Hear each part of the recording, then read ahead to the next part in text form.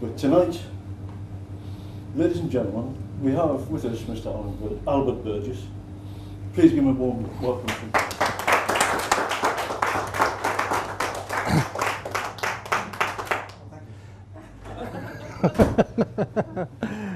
Thank you very much. I have to tell you, I come with a health warning because everybody I met in my life called Albert is completely and utterly stark raving mad. And I will give you an example of that. I was walking up the Pentonville Road one night with my colleague Tony. Tony is a born traffic policeman. That means he's only got half a brain really, but he's quite a good friend of mine. And we were walking up the Pentonville Road and we saw these two cars full up with Asians which were leapfrogging up the road. So we thought we'd find out what they were up to, and I stopped my car and he stopped his. And I'm not a traffic policeman, so I very soon got fed up with the no English only Hindi, no English only Hindi. And I wanted to go back. It was 2:30 in the morning and I was dying for a cup of tea. But Tony, being a born traffic policeman, he's going to report somebody for something. So I thought I'll give him a heavy hint. And I walked across the road, and as I was walking across the road, I saw this man walking down the road towards me, and he had a wallet in his hand, and he had on the wallet a cigarette packet. Now I don't smoke, so we'll have to do that. And he was walking down the road like this, 2:30 in the morning. And I went up to him and I said to him, "Good morning, sir." And he said, "Good morning, officer." I said, "Are you all right, old son?" He said, "I don't mind telling you I'm not." And I said to him, "What's the problem?" He said, "I haven't had any sleep for 3 days." And I said, "Really? Why is that?" He said, "It's the entity, it's trying to kill me." I said, "What entity is that?" He said, "It's the entity I've managed to trap in the cigarette packet. But if I go to sleep, I'll let go of it and he'll get out and he'll kill me." So I immediately realised that I had a place of safety arrest, because you can't leave him going wandering around with no sleep forever. And so I said to him, "Well, how would you like to come for a nice ride in one of our police cars? And we can take you in the police station and we can throw the cigarette packet in one of our cells, because all of our cells are entity proof." And he said to me, "Do you think that would work?" I said, "Absolutely certain it will work." So I whistled up the van and the sergeant said, "What you got, Albert?" So I told him. So he put us in the van and we taken us down the police station. When we got there, I walked into the custody area with this man, and the sergeant behind the desk, the custody sergeant, said, "What you got, Albert?" And the other sergeant said, "You don't want to know. I'll deal with it." And we sat down and the sergeant walked over to one of these pedal bins, flicked the lid, pulled out a green first aid box which was empty. And he said to the guy, "Now this is an entity-proof box. That is an entity-proof bin. If Albert stands by the bin, you put your hand in here. When I say now, let go of the cigarette pack and pull your hand out quick." So the bloke, "Do you understand?" "Yeah, I understand." So, "Right, now," down comes the lid on the box. He throws it to me. I threw it in the bin, slammed the lid of the bin shut, and then the sergeant and I looked at one another. We went, "Phew, that was close. Now I've got to put pen to paper." And I said to the guy, "What's your name, old son?" And he said, "Albert." And after that, I was known as Entity Albert throughout the rest of my time in the police station. But, I mean, basically, everybody I've ever met, as I say, called Albert, has been stark raving mad. Now, I was a special constable. Now, a special constable has all the powers and obligations and authority of a proper policeman or a regular policeman who gets paid, but you don't get paid. You do the same training, and a friend of mine who's a regular officer at Hendon Training School told me that they get better results out of special constables in the exams than they do out of a regular intake, because the special constables do it because they're interested in doing it, not just because it's a job. But the police are there to uphold the law. But there are different kinds of law. There is the common law of England.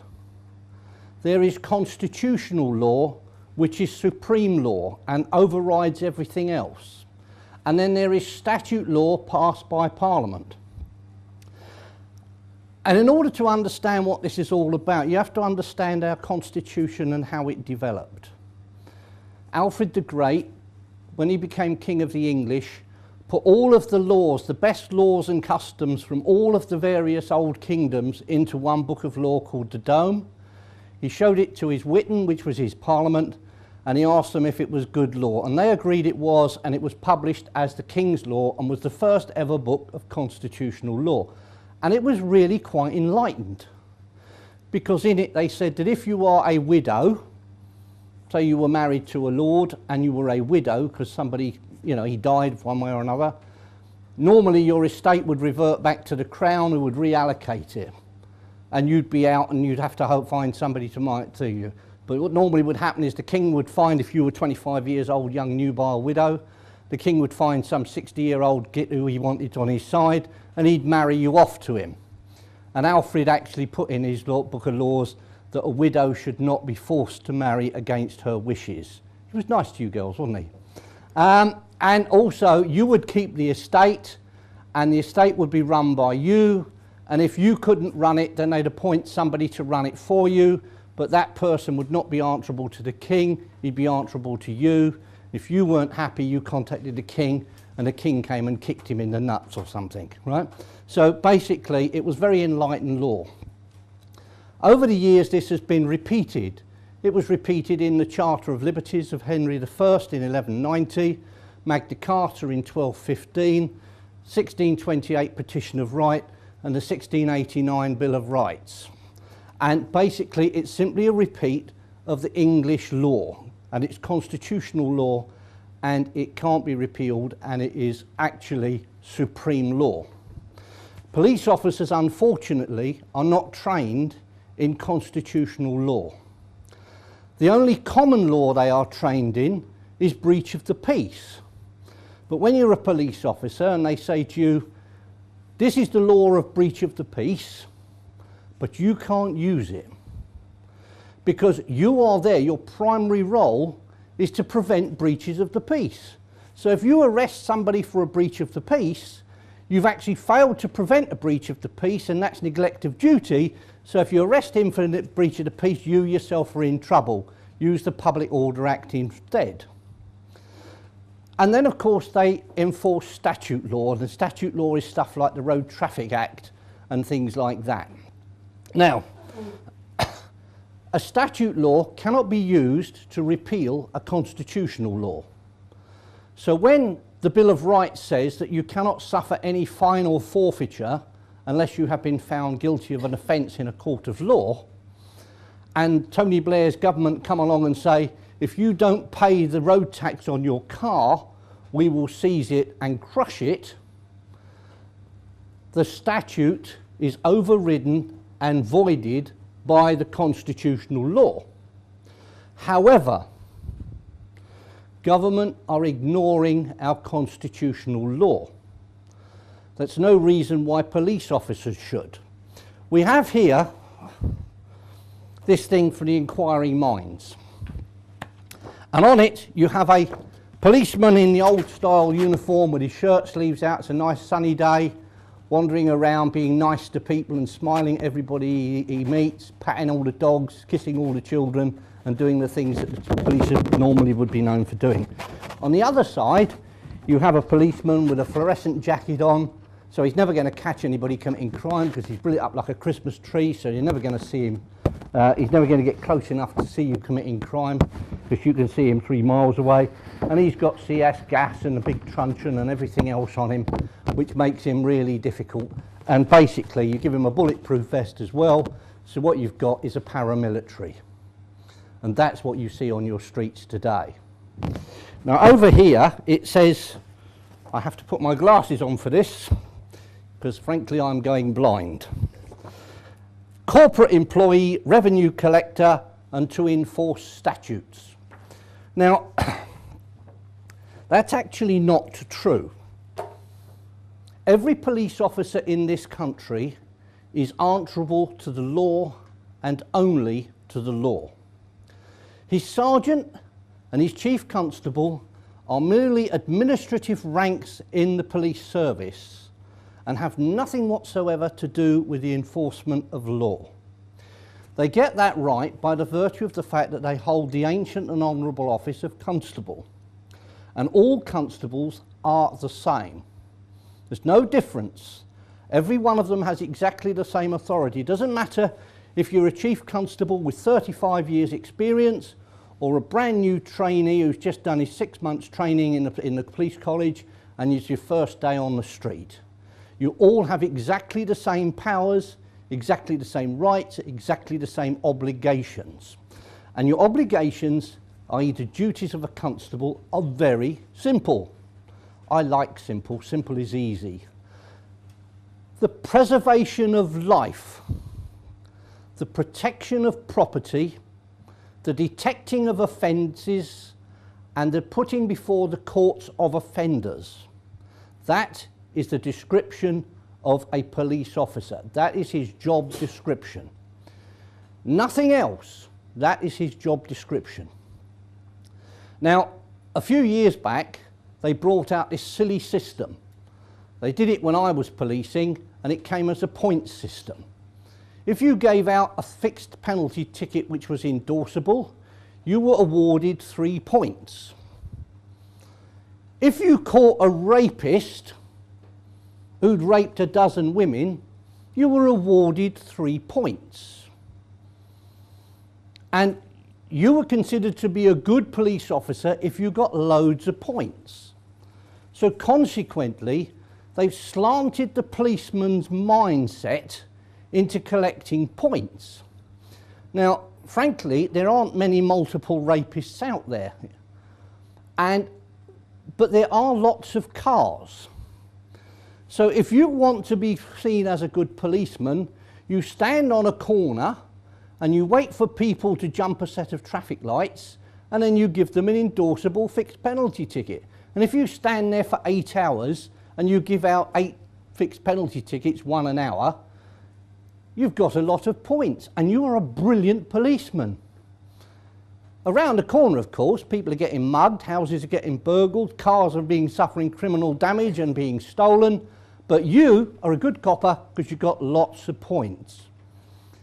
The chief constable's job, on the other hand, is to put ink in the paper, ink in the pens, paper on the table for you to write on, and petrol in the tanks and tyres on the cars so that you can get around.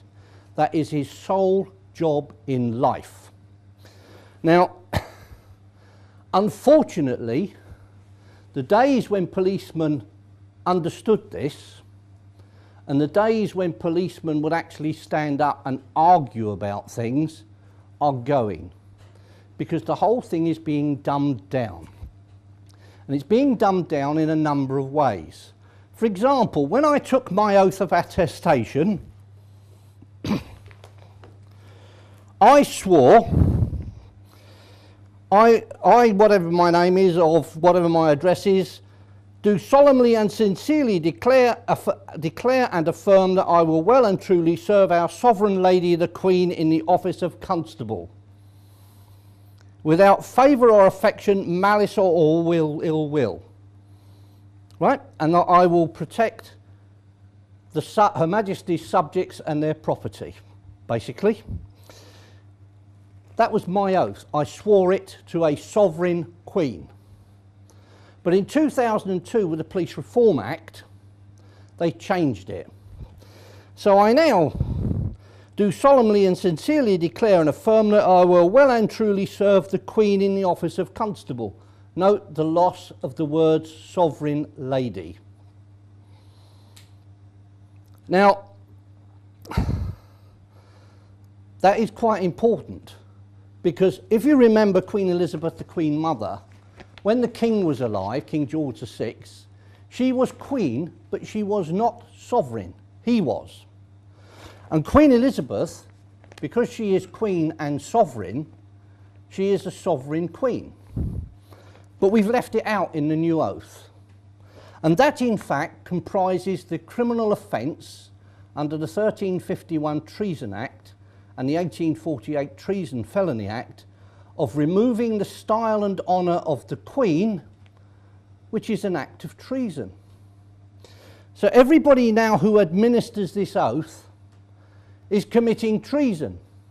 And every police officer who swears this oath, that's everybody since the 2002 Police Reform Act came into office, is committing treason.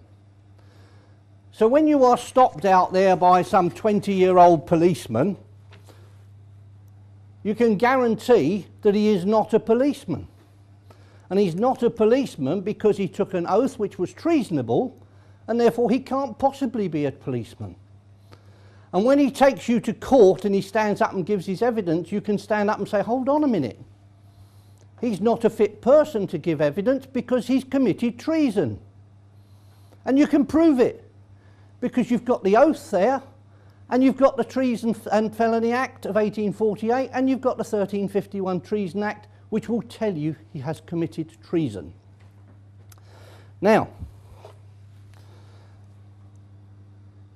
the Queen is being moved out of sight. We get a lot of people come along and say, why doesn't the Queen do something? Because constitutionally, the Queen has a lot of power. A tremendous amount of power, a tremendous amount of authority. But what's happened is in 1911, the Asquith government, one of their ministers told King George V when he came to the throne, you keep all of your prerogatives, but you can't use any of them unless you have the backing of a government minister. Well, of course, that means you can't use any of them, which means you haven't got them. And instead of King George V doing what he should have done, which is sent for his guard commander and have the man consigned to the tower until he could remove his head from his shoulders, he accepted it. So by that time, of course, King George VI thought it was normal, and the Queen thinks it's normal. And if you write to the Queen today and you complain about something, she'll say to you in the letter you get back, this is a matter for my ministers. Is it? Hell, it's a matter for her. But she's been brainwashed from birth to believe that she has no say. So basically, our police force are there to serve our sovereign lady, the Queen, in the office of constable and protect all of you. But government, Parliament, the House of Commons, in fact, have actually removed the Queen's powers and assumed it themselves. And they say to you, well, because you elect us to Parliament, you give us your sovereignty. But that's not the way it works. When the Queen went for her coronation, your parents and mine, because we were all young then, handed our sovereignty over to the Queen to administer on our behalf, but only ever in our best interests. How many things today are government doing which you consider to be actually in your best interests? None of them. None of them. So you do the normal thing and you go to your local police station and you say, I've been burgled. I'd like to report a crime. And they say to you, you don't report crime here. You have to phone this number. And they give you an 0845 number. Which means, in fact, not only have you been burgled and lost all of your best worldly belongings, but you've actually got to pay for the privilege of reporting it to a policeman. Not only that, when nothing happens and you go down and you say, why aren't you investigating my burglary? They will say to, we don't have to. You say, what do you mean you don't have to? You're a policeman, I've been burgled, I'm a victim, it's your job to find out who did it and put them before the courts. And they say, no, we don't have to do that. We get to decide which crimes we investigate and which crimes we don't. And I, in one of my letters to the Commissioner of Metropolitan Police, when he said that to me, I wrote back and I said, look, that's complete rubbish. You couldn't possibly find a body floating down the river with no hands and no head and decide because of and gunshot wounds to his body and find that because of the fact that he would be difficult to identify and therefore it's costly to identify him, and if you can't identify him, it's going to be more difficult and more expensive to catch who did it, that you aren't going to bother trying. And just to rub it in, the Almighty, who I'm told is a friend of mine, provided a body minus its head and its hands a week later, but with stab wounds, not gunshot wounds to its body, scattered all over the country. And lo and behold, the police investigated it and made an arrest. Now, our job as members of the public is to remind the police that they work for us. It is our taxes which pay their wages. And it is our best interests which they have to have at heart. We all know, don't we, that the politicians have robbed us blind, don't we? And we all know that the police are standing there with their hands in their pockets. They said nothing to do with us. Parliamentary standards, you know, it's nothing to do with us. Theft is theft is theft is theft. One of my annual reports said Albert thinks in black and white. He has to learn there are shades of grey. Well, I don't accept that. Shades of grey is when people get away with things. The other thing that they do in policing today, when I joined Thames Valley Police from the Metropolitan Police, they said to me, when we go out, if something is happening and there are more of them than there are of us, we let them carry on. That's not what you're paying a police force are, is it? You're not paying them for that. You don't want your police force to go out and get killed. You don't want it. I'll guarantee you, nobody in this room wants to go out and see policemen getting killed. But if a gang of blokes have dragged this lady here into a churchyard and a gang raping her, you expect that police officer to get killed trying to save her if that's what it takes, don't you? You expect it. It's part of the job. It's part and parcel of the job. So you have to make your police force do their job. How do you do that? How do you do it? Well, what you do is you look at the police force and you say, I'm a victim of a crime. I report that crime. And the first thing the police force will say to you today is, we'll give you a crime reference number. And you say, I don't want a crime reference number, I want a crime book number. Because unless there's a crime book number on it, it's not a crime. It doesn't appear in the statistics. So if you've got 100 burglaries in a particular area and they give out 3 crime book numbers, as far as the statistic is concerned, you've only had 3 burglaries. The other 97 forget about, because nobody's ever going to look at them. When I was policing, if I went to a burglary, I would go and I'd see the victim and do all the necessary with the victim. I would then go and knock on every door on both sides of the street.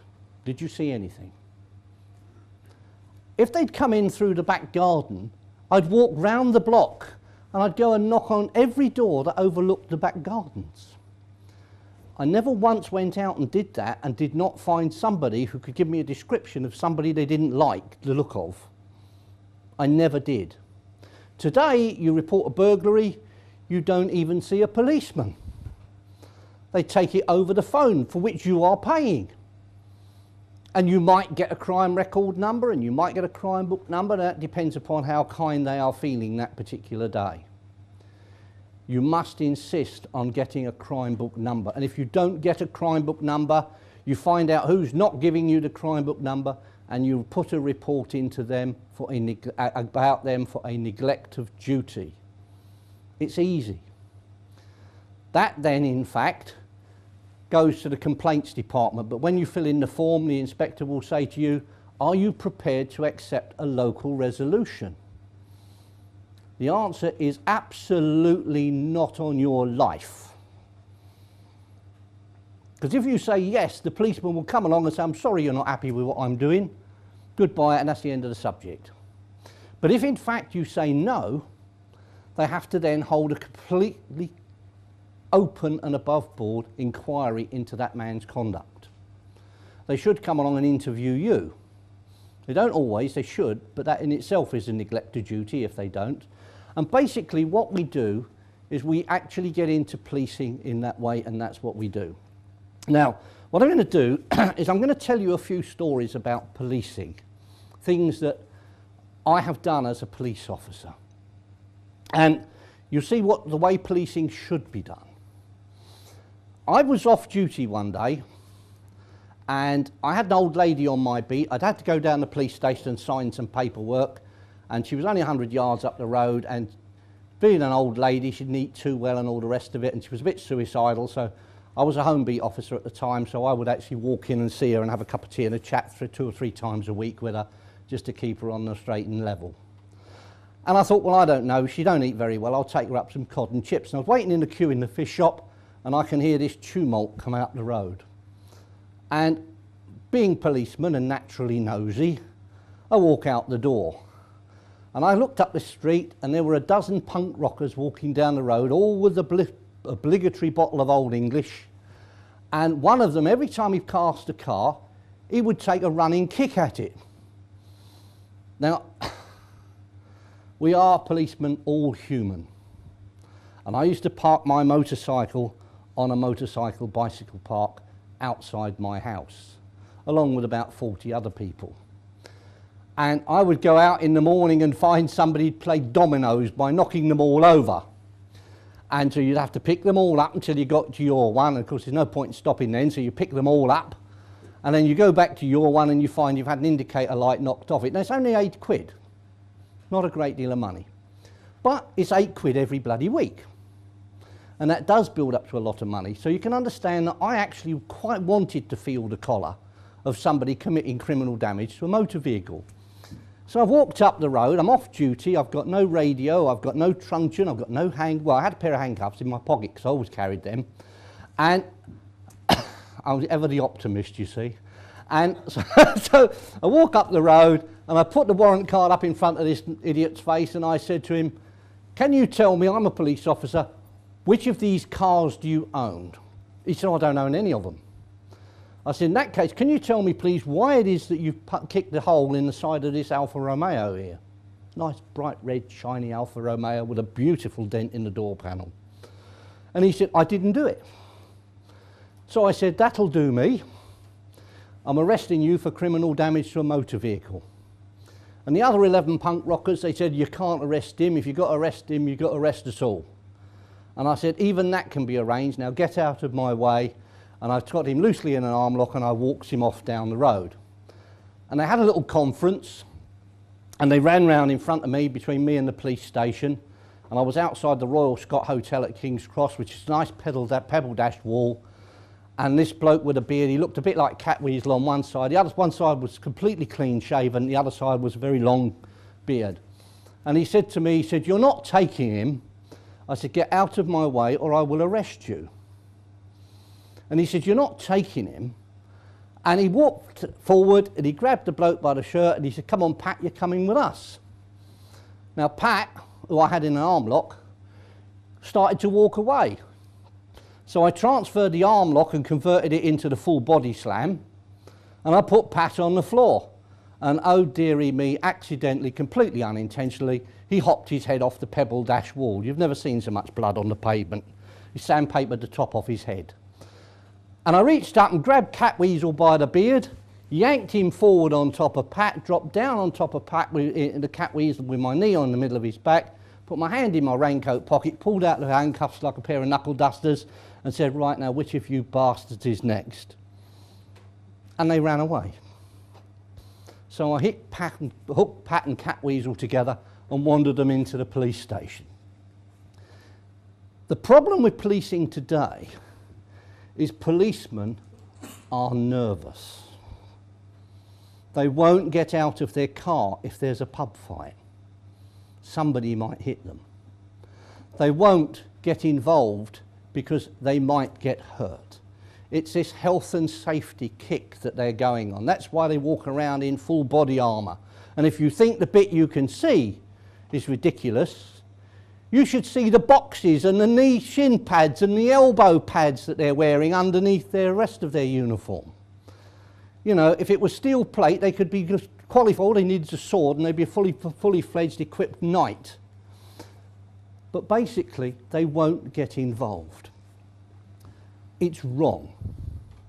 What you have to do as a police officer is exude confidence. I had a man on my beat, we called him Tiny. He was 7'3" tall, he weighed 30 stone.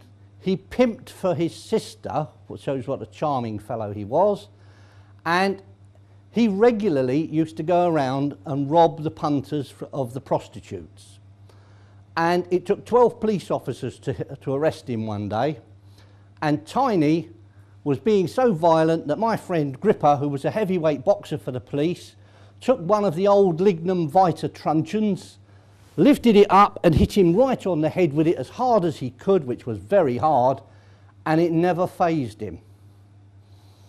And I used to follow Tiny around when I was on duty, and he'd say to me, "You're following me?" And I'd say, "Correct."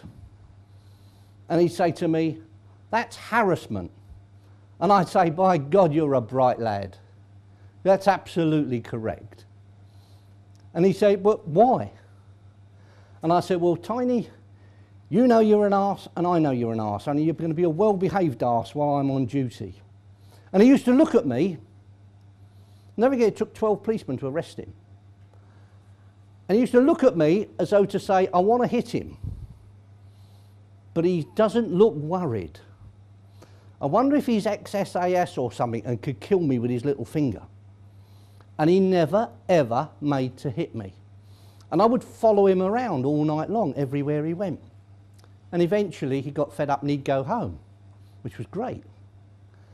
And basically, what it is, it's confidence. You have to exude confidence as a police officer. Now, you see police officers walking around 2 and 3 at a time, don't you? Because they won't police on their own. And yet, from your point of view as a taxpayer, one policeman can walk down your road, one policeman can walk down that road, and another policeman can walk down that road, and they see 3 times as much, and they keep down 3 times as much crime. And that surely is the object of the exercise. It's to keep the crime down. Now, I used to walk around, I never ever wore a fluorescent jacket. My sergeant used to go ballistic at me, "You've got to wear your fluorescent jacket." So I refused to wear a fluorescent jacket. They gave me a bulletproof vest. I had one of the old-fashioned ones. It was a white thing, you wore it under your shirt. It had Kevlar to stop the bullets. And underneath the Kevlar, to stop the knives, there was like plate armour. All little links of little plates linked together with little chain links. And it was heavy, and it was hot, and it was uncomfortable. And if you happened to get into a police car and sit down, it used to come up, bosh, and cut your throat off at the jaw. I never wore it. It stayed in my locker the whole time. You don't need it. A police officer's uniform is better than a suit of armour. The number of people who will actually assault a police officer is minimal. It's getting more and more. And it's getting more and more because the police officers are getting more and more timid. And people think, well, you can see he's a bit worried, so I'm going to push this to the limit. And they do. I used to have a friend of mine.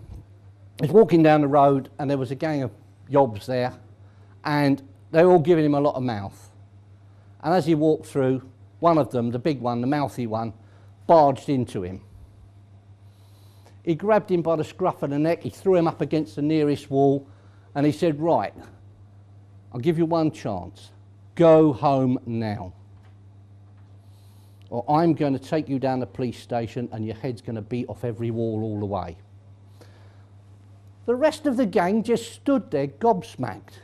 Because how can one policeman on his own walk in and pick the gang leader up and hop him off a wall in front of all of them? He must have something that they don't know about that makes him unafraid of the gang.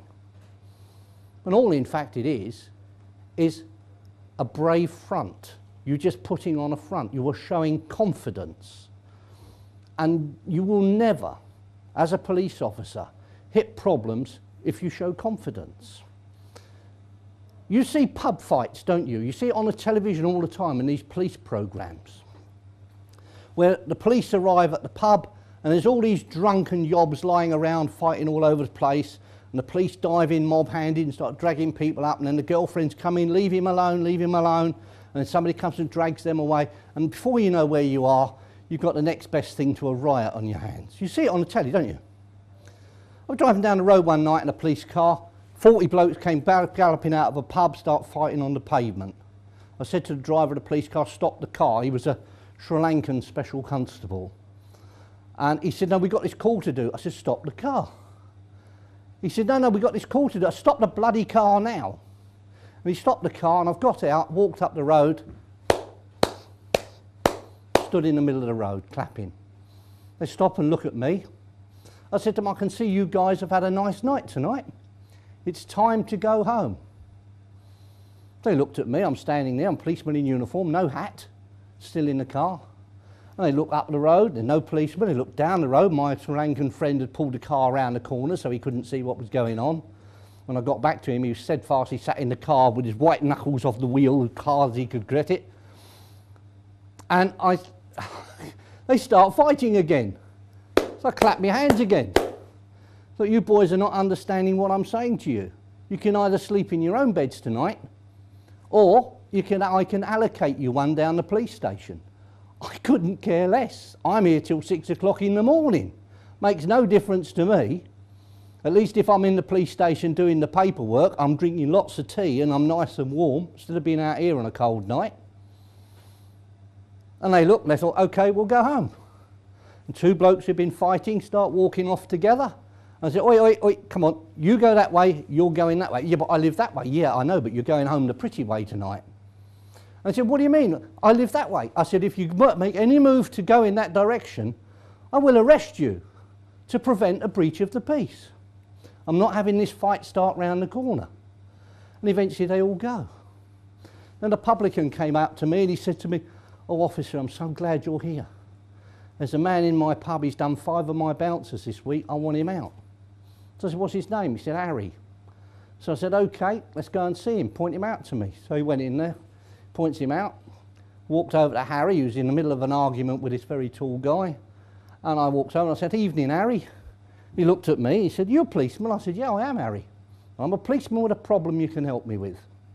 And he said, what's that? I said, the publican doesn't want you in here, so I've been asked to escort you out. So he said, can I finish me beer? I said, well, you paid for it. Get it down in one and you can finish it and wash it down. He said, can I get me coat? I said, well, it's no good to anybody else, Harry. Picks up his coat and we walk out the door. As we're walking out the front door, along come 3 territorial support group vans. About 45 policemen come galloping through the doors, led by an inspector, truncheons at the ready. Where's the fight? Where's the fight? Where's the fight? There was no fight, it was all dealt with. But every time you see on the television, don't you, massive fights because these people jump out of vans and go belting into action without asking any questions. How many of you watch drink drivers being arrested on the television? Come on, you must have, right?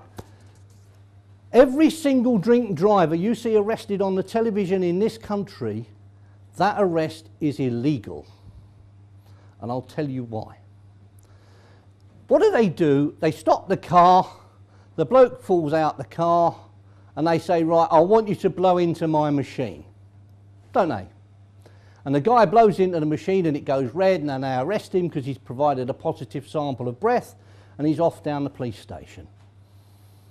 It was illegal from minute one, because when you stop a car and you want to breathalyse the driver, there is a little legal formula that you have to give him.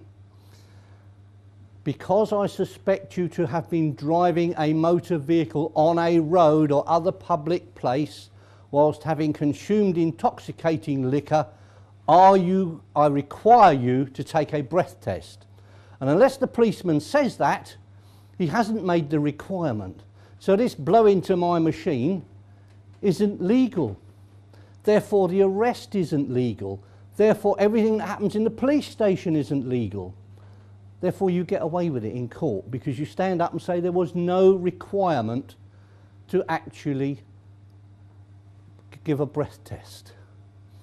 You get people, normally policemen, it happened with a superintendent, fell out of his car, rip-roaring drunk, and instead of the police officers arresting him for Section 4 of the Road Traffic Act of 1988, which is being incapable of driving a car because you're drunk, for which case they don't need anything, they just say, well, he's laying on the floor, he's too drunk to drive, he's nicked, right?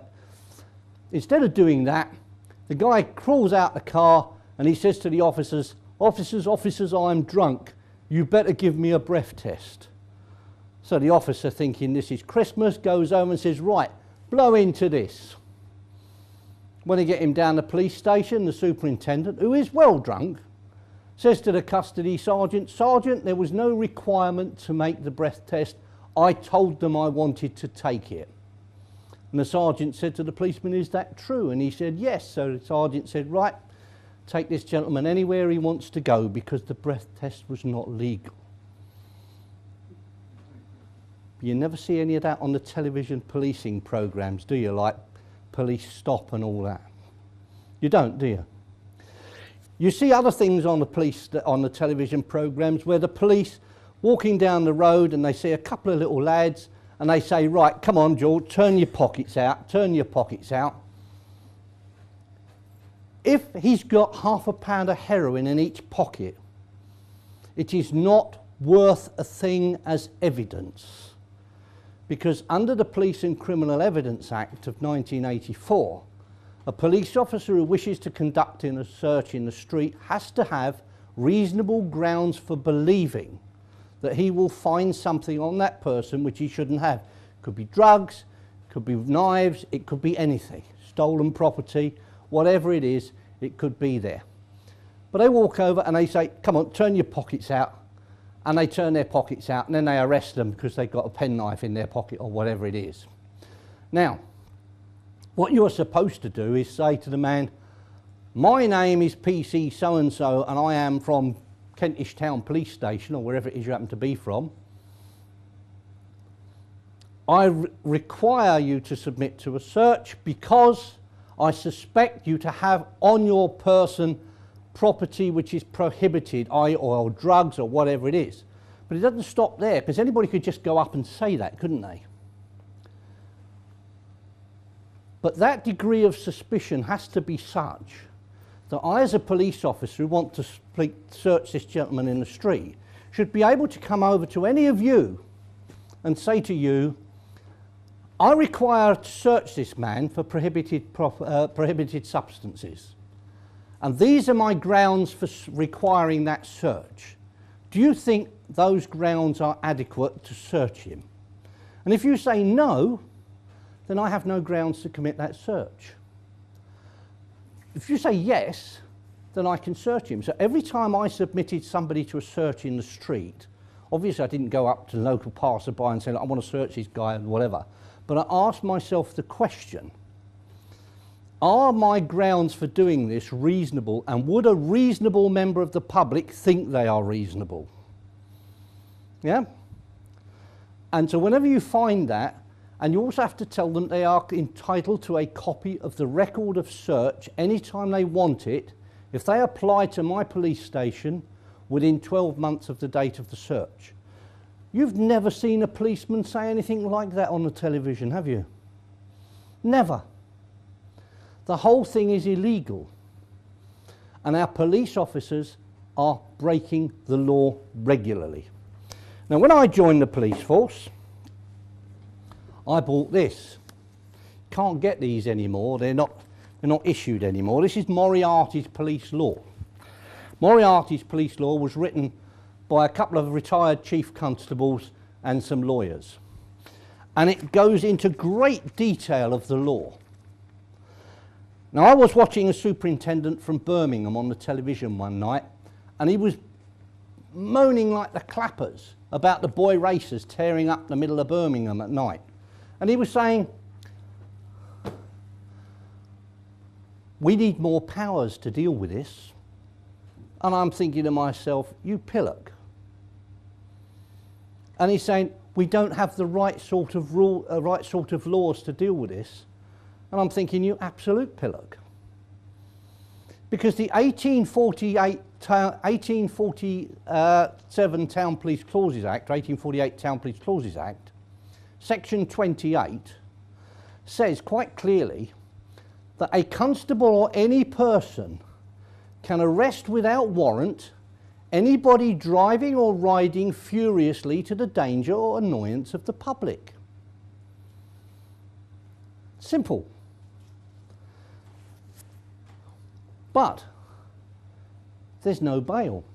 You take them back to the police station and they remain in the cells until you can take them to a magistrate. So if you nicked a little scrote on a Friday evening on a bank holiday, he stays banged up in the cells until Tuesday. And his nice little Golf GTI with a super deluxe hi-fi unit that deafens everybody for 50 miles, with his nice alloy wheels and his super deluxe exhaust that makes 10 times the noise it's supposed to, and his nice little spoiler on the back, that's parked by the side of the road all weekend. And when he comes back and it's got no wheels, no hi-fi system, no spoiler and no nothing, whose fault is that? He shouldn't have been tearing up Birmingham in the middle of the night, should he? If you deal with it under the Road Traffic Act, you stop him and you give him a £60 or an £80 fixed penalty ticket. That's a medal. Look what I got, fellas. I got one of these. That's a medal. How much less of a medal is it to be banged up in a police cell all weekend until you can be taken before a magistrate? 1848 Town Police Clauses Act is still the law of England. And the reason it is the law of England, government want to get rid of it. But they can't get rid of any law which says a constable or any person, because they can't remove your right to make a citizen's arrest. Because the common law of England, the constitutional law of England, enshrines that right in you for all time. They can't do it. So basically, what's happening is we've got an old style set of laws which work very, very well, and a new style set of laws which are illegal, i.e. the crushing of your motor car. Parking tickets. Who's had a parking ticket? Yeah? Fantastic. Half the people in the room have had a parking ticket. It's illegal. When I joined the police force, I had to give out parking tickets as part of your training. I gave out the one I had to do for my training. I never gave out another one since, because as I say, I'm not a traffic policeman. I didn't see my life was here to actually annoy the motorists. I was a thief taker. I was a special constable, but I was a home beat officer. I worked in conjunction with a regular policeman who did the days. I did the nights on a main red light district in London. I was a principal officer at 3 murders. With one of those murders, a man had burnt his wife to death. I actually arrested the principal suspect. You all remember the Stephen Lawrence case, don't you? Oh God, racism, racism, racism. Wasn't racism at all. It was the normal idiocy of police officers who don't know what day of the week it is. I had a lady on my beat. She had multiple sclerosis. One of the effects it had, apart from putting her in a wheelchair, was the fact it made her voice very low. She couldn't talk very effectively. You had to actually bend right down and put your ear right next to her mouth before you could hear what she was saying. She had a very yappy Scotty Terrier. And her husband went around for weeks beforehand because he had a drink problem, she had the money, and she told the bank they were only to give him £20 a day. And he went around telling everybody for weeks, I'm going to burn my wife to death. Now, I was the first officer at the scene. I went into the house, which had flames coming 40 foot out of the roof. I saw the fire brigade try to get into the room that she was in. They couldn't, the door was locked, there was no key in the lock. She's wheelchair bound and in the far corner of the room. She didn't have the key. The Fireman had to go out and get a short ladder and use it as a battering ram to break the door down. I went into the room with the fire brigade. They were squirting their hoses. I saw her, not very pretty sight, having fallen through the burnt rubber of her wheelchair, and she was there. At which point the home beat officer came up to me and said to me, Albert, Rosemary Ford her name was, very brilliant home beat officer. She said to me, go to the end of the road, you'll see a blue Ford Escort coming up the road, find out who's in it. If it's her husband, arrest him on suspicion of murder. Went down the road, 5 minutes later, up comes a blue Ford Escort, 2 blokes in it. One of them was her husband. Right, you're coming with me, old son, you're mine. I then let them know that I've got him. I want transport to come and collect him. While we're there, he's crying, my wife, my wife, my wife. Not a tear in sight. Now, I know my wife actually drives me crazy on occasions. And we would, all of us fellas, wouldn't we, like to throttle them on occasions? Wouldn't that feel good? Yeah? But I love her to pieces, and if she was burnt to death, I would be devastated. Absolutely devastated, and believe me, there would be tears. Don't tell her I said that, I shall deny it. All right? But there would be. And there were no tears. And so 2 detectives come along, so I've done what they call de-arresting him, and then they have re-arrested him. And then I've gone back to the house. And several people came up to me and said, officer, officer, we'd like to tell you that this man told us personally that he was going to burn his wife to death. And I've collected all their names and phone numbers and their addresses on a piece of paper. And I saw the inspector, and the inspector said to me, because the little dog was dead, he said, I've arranged for the council to come and take the dog. And I said, no, we don't want that. We want the dog to be posted, surely. We want to find out why the dog died. She was in the living room, that side of the house. The dog was in the bedroom, that side of the house. The dog was dead. There's very little smoke damage in the bedroom. There's practically no smoke damage in the passage because it was a very good fire door in the living room. And it's kept all of the fire into the living room. There was some damage where it started to burn through the door into the passage, but basically not a lot. The inspector said, no, I've arranged for the council to come and collect it. I said, no, we don't want to do that. We want a post-mortem on that dog. We want to find why it died. It's a very yappy little dog. Why didn't it notify everybody within a 5-mile radius by its barking that something was drastically wrong? He said, give it to the council, that's an order. So the council came and took the dog away. And I said to him, right, when I get back down the police station, I've completed my pocketbook entries here. I'll get down to the police station, I will do an incident report book and a 991 statement. And he said, I don't want anything from you on paper. I don't want anything from you at all on paper. So I went back down to the police station anyway, and I filled out my incident report book, and I did my 991 statement.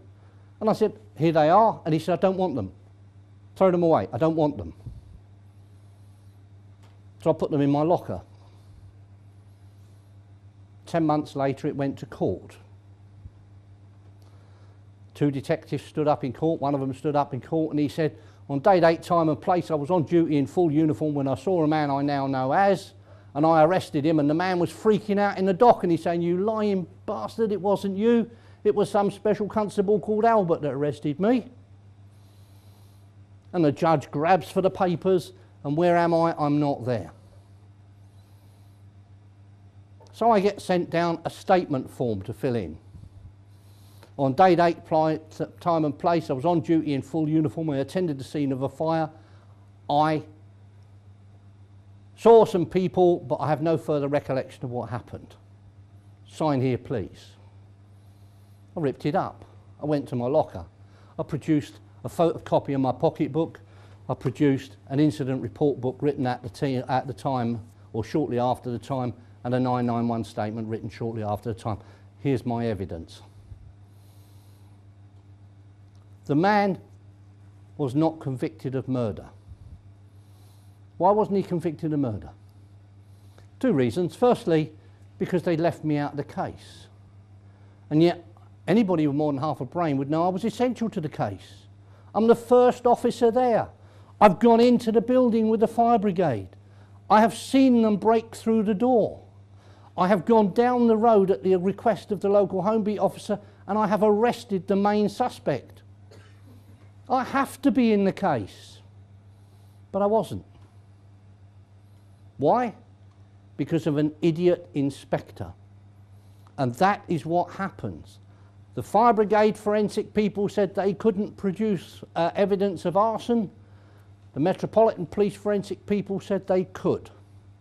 So the Crown Prosecution Service said, because of the disparity between the two forensic services and because of the fact this special constable was written out of the case when he shouldn't have been, we're going to drop the case.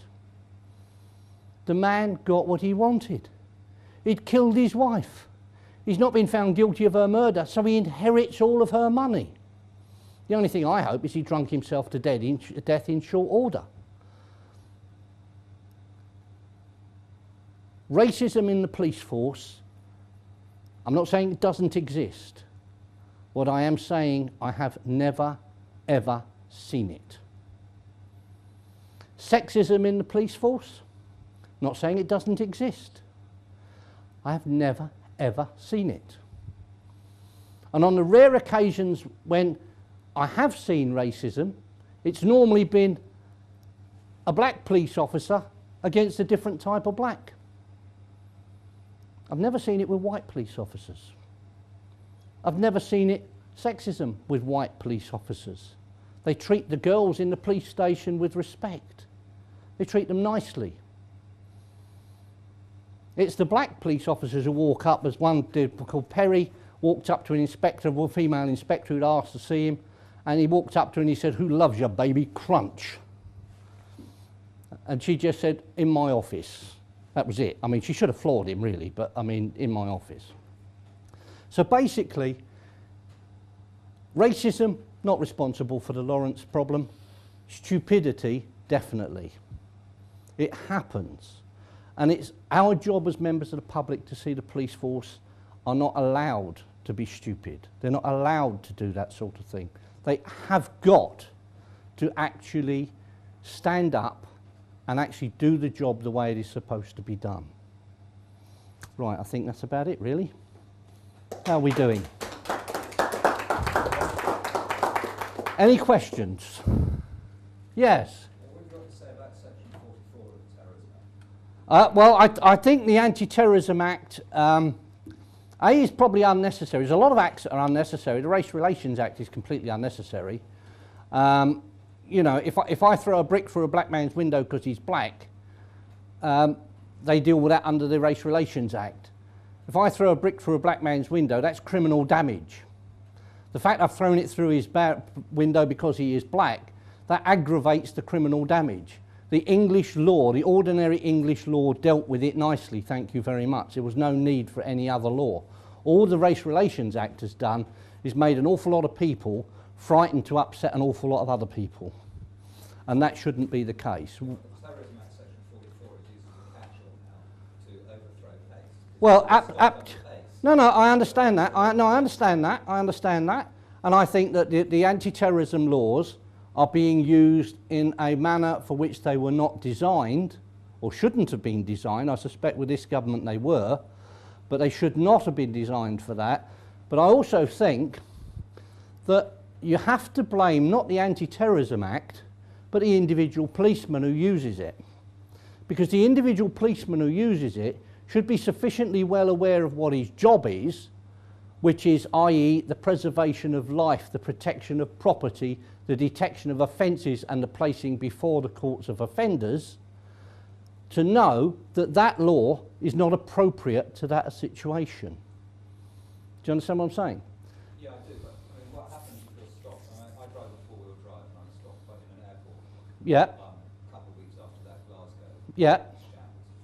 And I was stopped on the basis I was driving a four-wheel drive and my vehicle was basically stripped down, so it was I under Section 44. Yeah. And when the police officer asked me who I was, I told him that he could go and work that out for himself. Because I'd done nothing and he had no reason to arrest me. And he told me that if I didn't acquiesce with his requests, I no longer had any rights, I would be held for 7 days. Well, Right, well basically you do have rights and they can't take them away from you. You do have rights. However,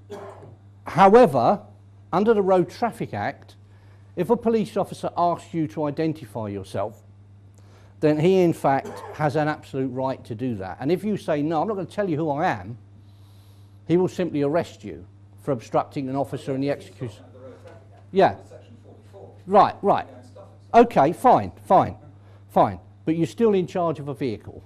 And if you're in charge of a vehicle and a policeman asks you who you are, you have to tell him, because that's what the law says. If you don't tell him, then in fact he will arrest you. He will arrest you. You should go back to the police station, not for 7 days, for Christ's sake, but only for such time as it takes to identify who you are. Because we have this thing, don't we, which is going all the rage now, that if a policeman stops your car, you must actually not tell them who you are. Because if you do, you're entering into a contract with them. Now, there's not a policeman in the country who wants to enter into a contract with you. When he stops your car, he wants to know, is it your car? Are you entitled to drive it? Is it insured? Is it road taxed? And, you know, are you stone cold sober? Yeah? That's what he wants to know. If you satisfy all them boxes, you're on your way in 3 minutes flat normally.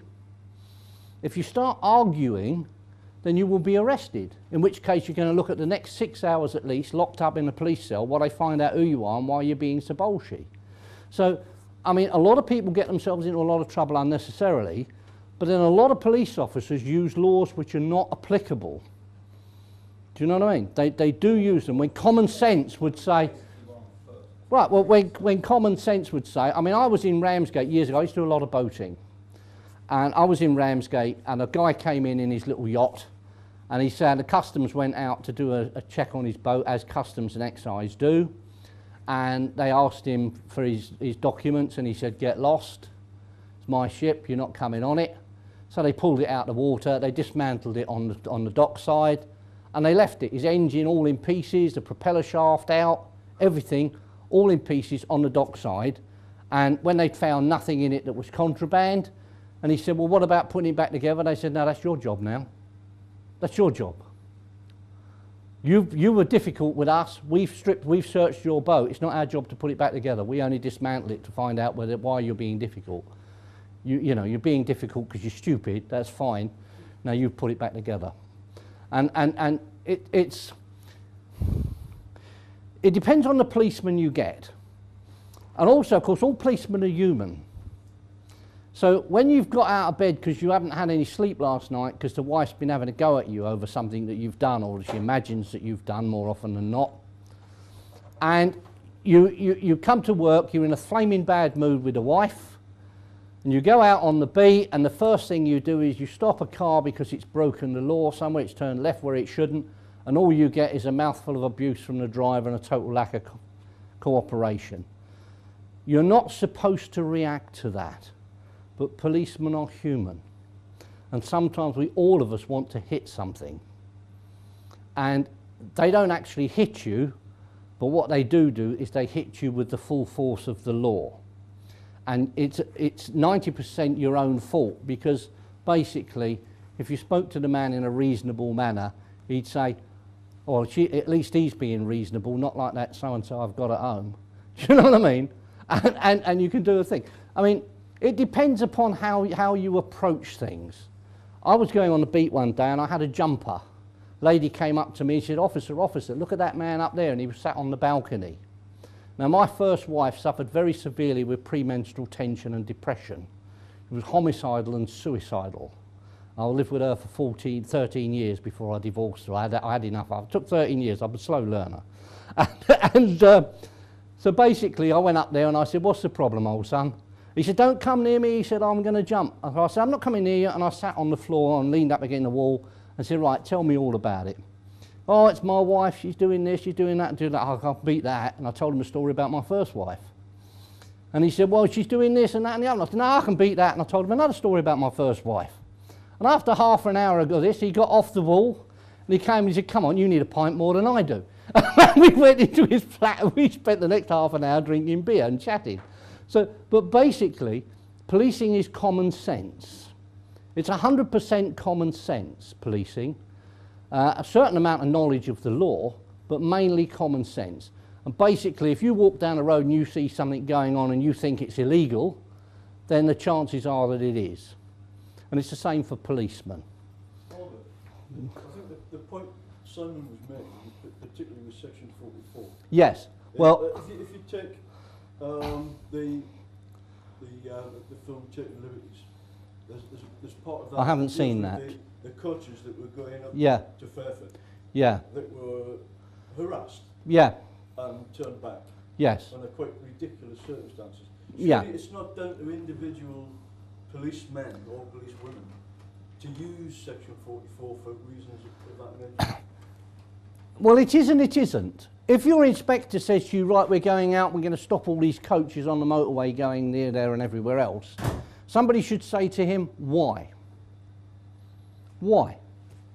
Because I had a guy once, I was walking around the beat and I took a call, and there was a woman who was about 35, very, very tasty, very, very fit, and she said to me, I've been raped. And I said, oh really, my love, do you know who did it? And she said, yes, it was him over there.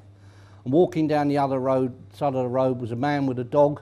He was grossly, grossly overweight, even fatter than me. And he suffered very badly with emphysema, I found out. He could hardly put one foot in front of the other, neither could his dog, which was also grossly overweight. And I looked at him and I looked at her and I thought, absolutely no way. No way at all. She could crawl on her hands and knees faster than he could run. There is no way that he's raped her. So anyway, I've got her shot off to the rape suite because that's what I have to do. And I went over to the guy and I said to him, I'd like you to come down to the police station, please. I've had this allegation and I need you to help me with my inquiries. And he said to me, I haven't done anything, I'm not going anywhere. And I said, well, look, it's a serious allegation, old son. I've got to investigate it and I need you down the police station. So let me put it like this. If you come with me now of your own volition, then you don't have to answer any questions if you don't want to. You're entitled to legal aid free if you want it. And in fact, you can leave whenever you get fed up with it. And I said, otherwise I have to arrest you, in which case you get the free legal advice. You don't have a choice about coming with me and you definitely can't leave when you're ready. And he said to me, put like that, I'll come down the police station. So we got a van up, we took him down the police station. I went up to CID office. Detective Sergeant said to me, where's your prisoner? I said, I haven't got a prisoner, I've got a man who's come in to help me with my inquiries. And he said to me, but you have to arrest him. I said, no, I don't. He's come in perfectly happily on his own. I don't believe he's done it anyway, and I'm not prepared to arrest him. And he said, go back there now and arrest him. That's an order. And I said, hold on a minute. I hold the office of constable. Before I arrest somebody, I have to have reasonable grounds for believing that they have committed an offence. And I don't think he's capable. So I don't have reasonable grounds and I'm not arresting him. So I, in fact, am not going to do it. So he sent somebody else along who arrested him. And that's the difference in the police force. Some policemen will argue, some won't. They questioned her that day. They questioned her at 10 o'clock the following morning, got a different story. They questioned her at 3 o'clock in the afternoon, got a different story. Over 3 days they questioned her. Every time they questioned her, got a different story. At the end of the time, she admitted that she'd been out with the girls all night on the beer. She didn't want to go home and tell her husband she'd been out with the girls all night on the beer, so she thought he'd stand it better if he thought she'd been raped. So it didn't happen. What didn't happen, what should have happened, is that she should have been charged with wasting police time at the very least. But she didn't, she wasn't. So basically it's a question of the individual policeman, whether he's prepared to accept an order which he believes to be unlawful or not. Regarding wasting police time, surely police time was wasted incredibly on the Fairford bus from London. Well, absolutely, absolutely, absolutely. But you see, there are not enough police officers up there. As I said, every single police constable in this country, in England and Wales, is answerable to the law and only to the law. Every single one of them. And in fact, there are not enough police officers who will stand up and say, no, I'm not doing that, because the law says I don't have to, or the law says I shouldn't. I am not doing that. There are not enough police officers who will do that. What they do is they say, yes, Governor, and away they go and they do it. Because it's not their responsibility anymore. It becomes the inspector's responsibility, the superintendent who's told them. But the fact of the matter is, they seem to forget the Nuremberg defence doesn't work. I was only doing what I was told, said the Gestapo officers at the concentration camps. But we hung them anyway. The Nuremberg defence does not work. It didn't work then, and it doesn't work now. What we have to do is make sure that our police officers uphold the oath that they took to do their job without fear or favour, malice or ill will. And if they do that, that will be fine. Yes, sir. How are you going to make them do it? Well, you have to talk to them. You have to explain to them that you're unhappy with the standard of policing. Now, how do you do that? Well, it's easy. You start a neighbourhood watch up, and then when you've got your neighbourhood watch up and running, or a residents association, you start one of them, and when you've got it up and running, or a group like Pewsey, which is up and running, and then what you do is you write a letter to your local superintendent and you say, we are having a series of meetings and we would like you to attend because we are discussing policing and we'd like you to give the police point of view.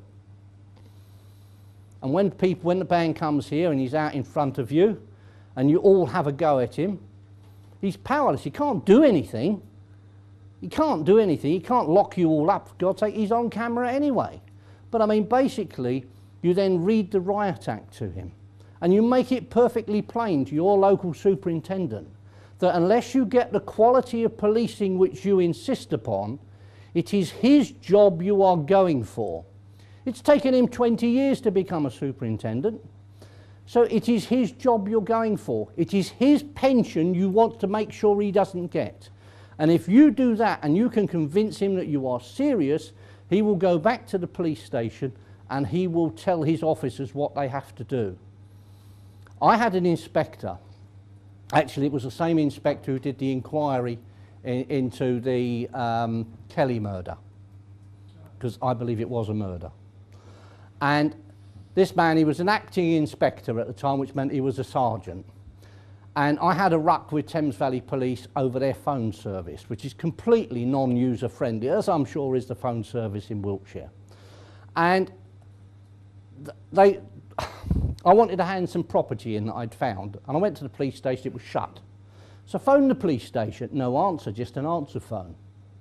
So I then thought to myself, I'm getting really sick of this. I'm going to find a policeman and I'm going to ram this piece of property right down the back of his throat. Actually, it was a nice leather coat. I'm going to ram it down the back of his throat. The first police car I saw was actually an armed response vehicle. So I've stood on my horn until he looked my way, and then I've gone to him, you over there, in my best traffic officer's manner.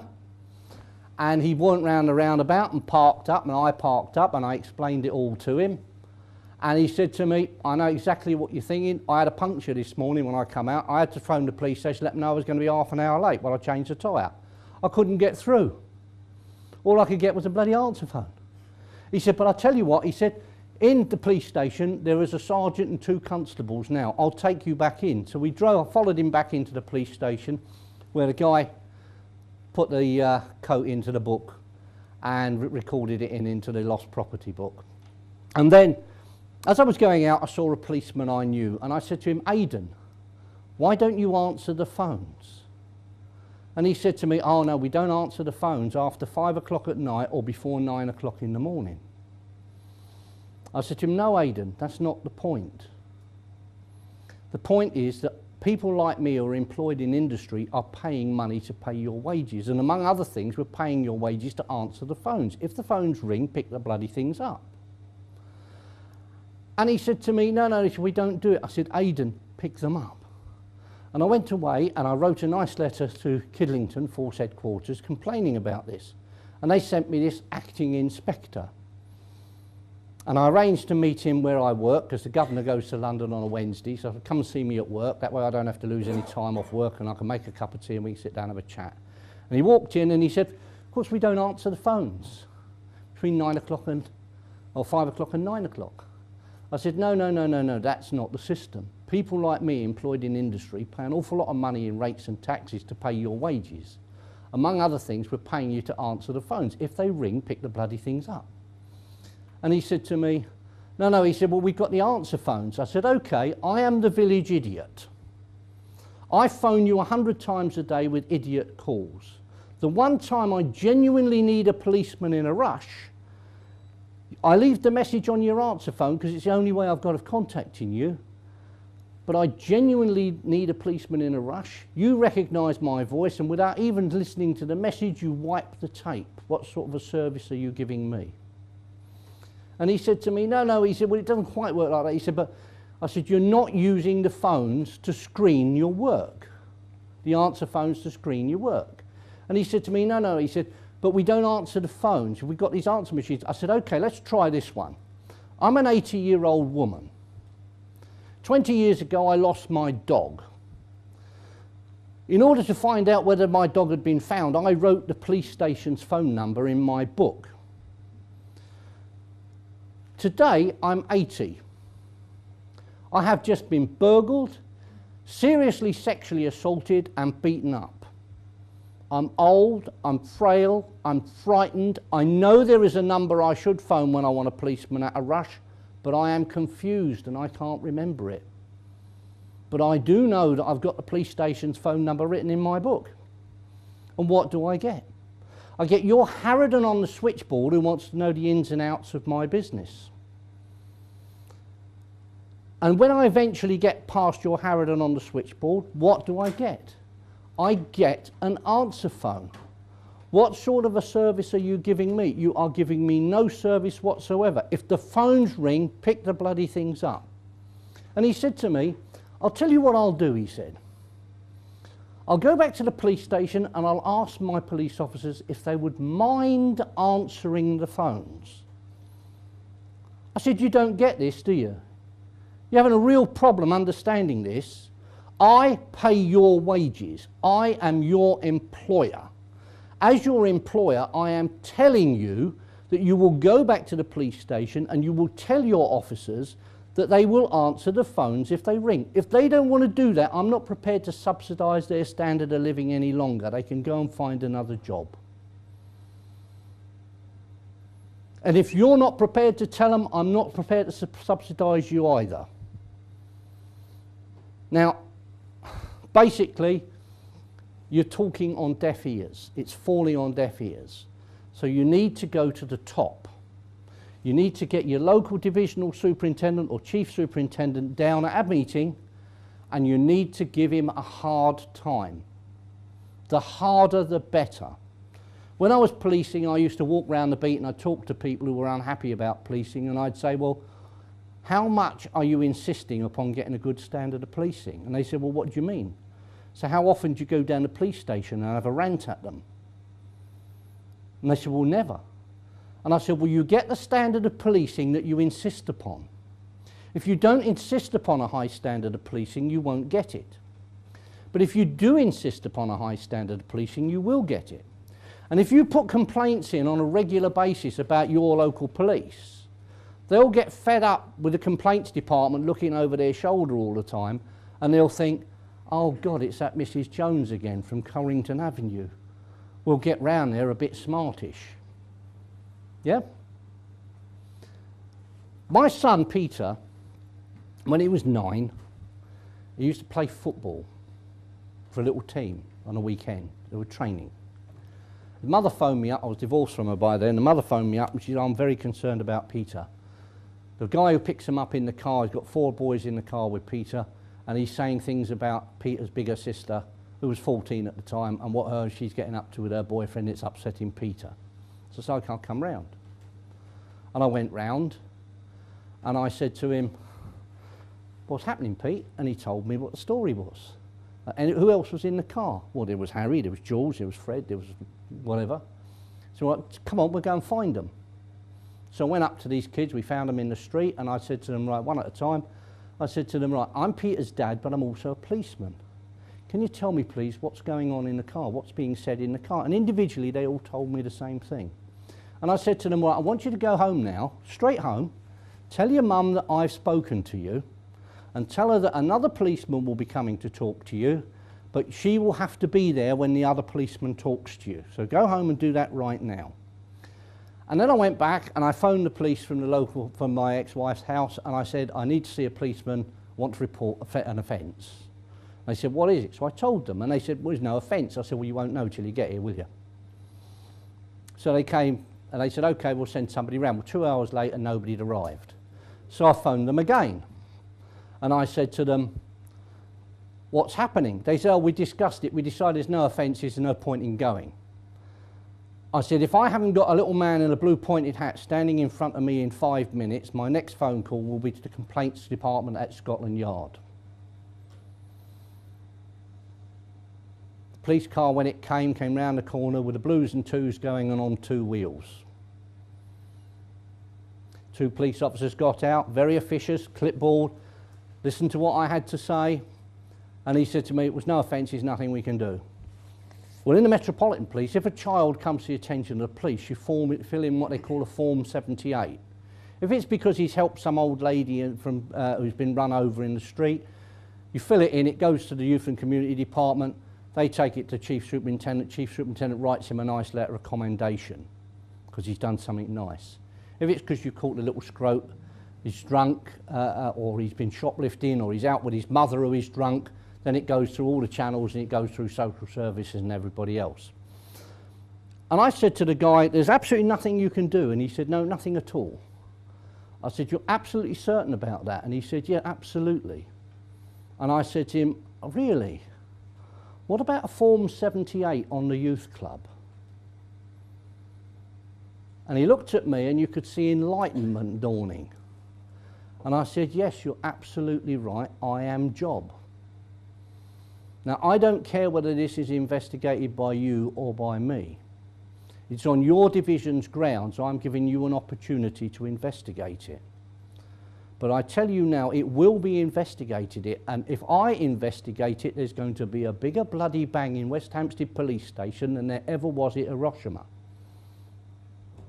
So they went away, and the next thing you know, my son gets an interview with the police, and they ask him what's going on, and the next thing we know, we've got to go to Southwark Crown Court because the guy has been arrested. Fortunately, he hadn't laid a finger on my son. 2 of the other boys he had committed serious sexual assaults on. If I hadn't insisted that that was looked at,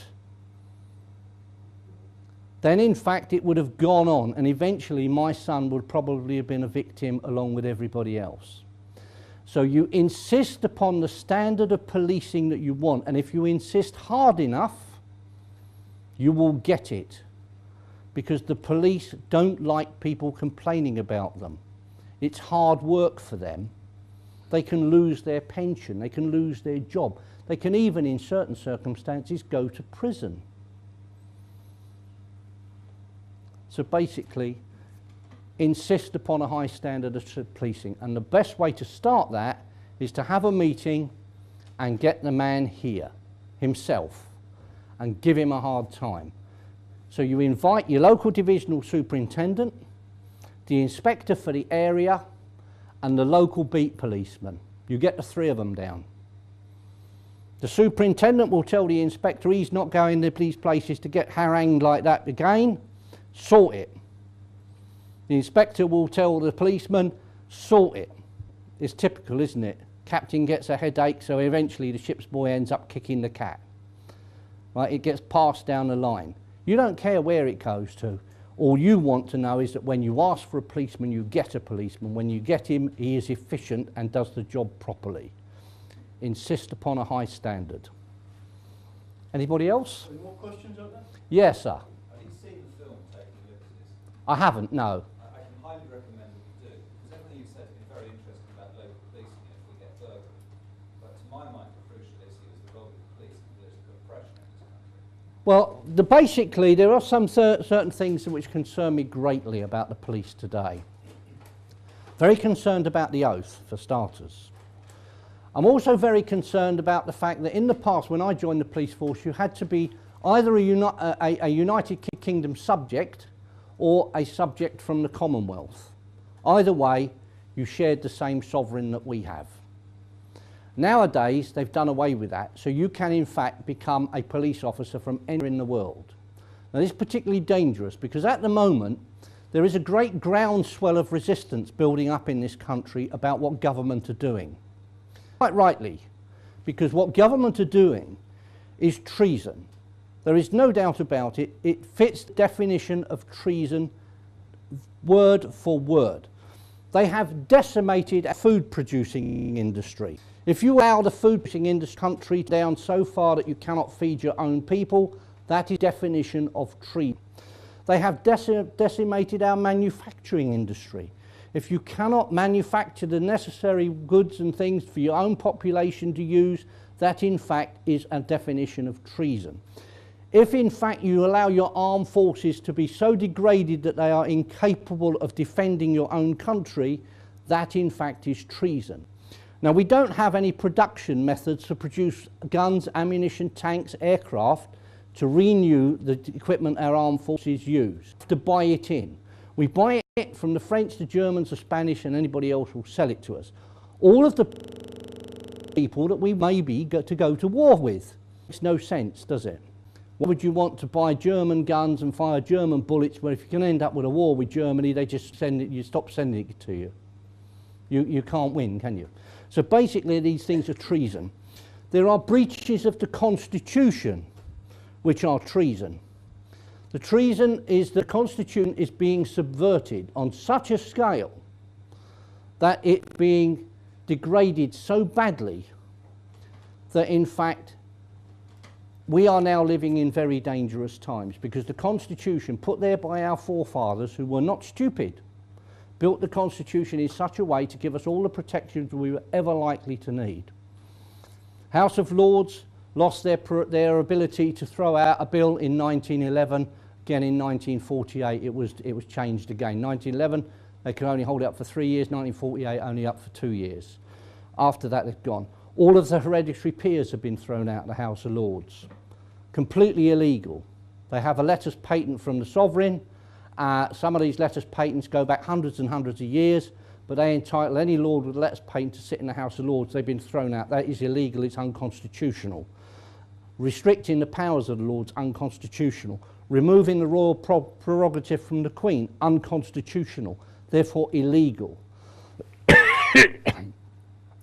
Politicians are overtaxing us, definitely overtaxing us.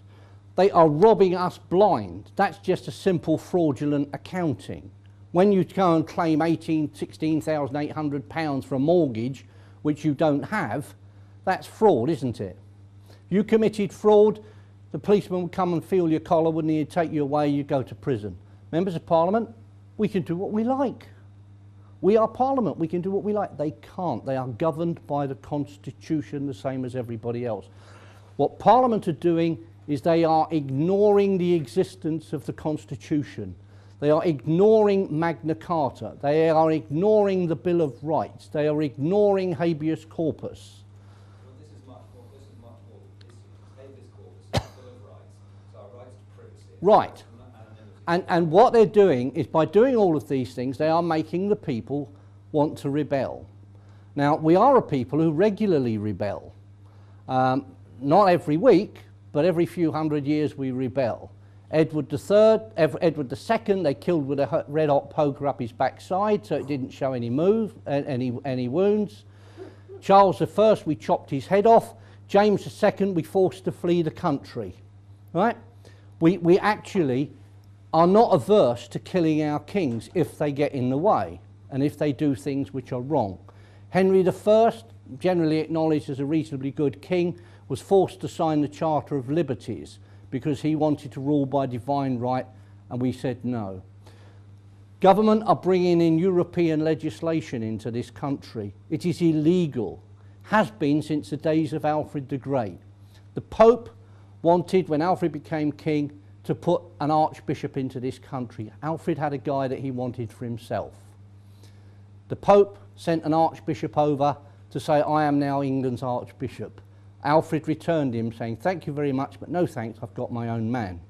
The Pope returned him with a message to tell Alfred that, in fact, I am the Pope. I appoint every king on the planet.